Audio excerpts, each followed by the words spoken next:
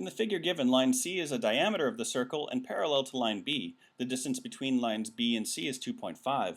The blue shaded portion, which is the sector formed by the endpoints of the chord on line B, is 1/3 of the area of the circle. What is the area of the green shaded portion of the circle?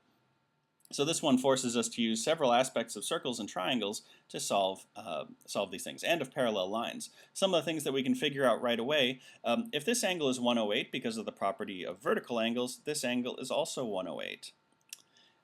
It also means that because lines B and C are parallel, these angles are also, this angle here is also 108. So we know that the area of this sector will be proportional with 108 out of 360, because it'll be that fraction of the circle's area.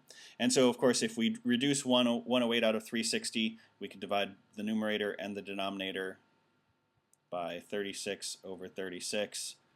We end up with 3/10. So whatever the area of the circle is, this green area will be 3/10 or 30% of that. Which helps us a lot. However, we still need to know the radius in order to figure out the area of the circle. Remember that the area of the circle is equal to pi times the radius squared. So we need to find that radius. The radius of the circle would be equal to either of these two lines going from the center of the circle out to touching line B and defining the blue area.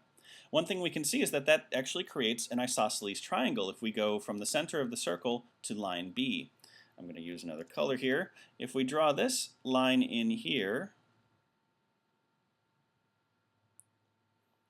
I probably shouldn't have done it in green actually, red. So we know that this is equal to 2.5. We also know that if that this blue area is 1/3 of the area of the circle. Remember that a circle is 360. 1/3 of that 360 equals 120. So we have in the middle, at the top of this isosceles triangle, because remember each of these lines here is a radius of the circle, in the middle is a 120-degree angle. I've written too many things in here. So this whole thing is 120 degrees.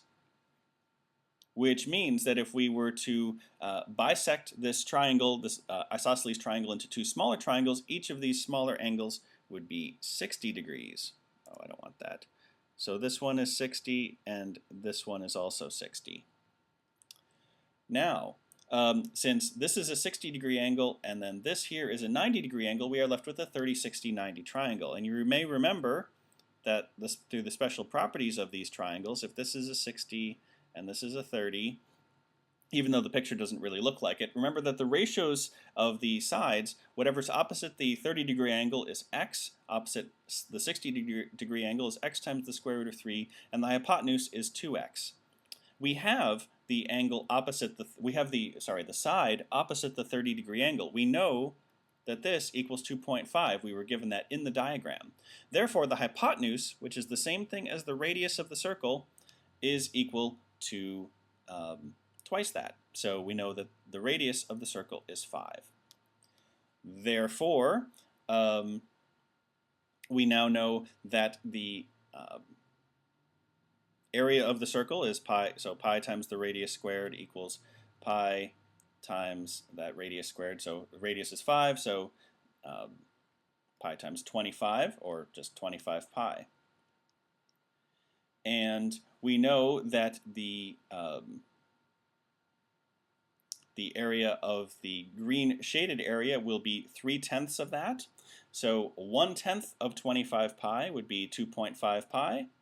3 times that would be equal to 7.5 pi. 2.5 times 3 is 7.5. Answer choice C.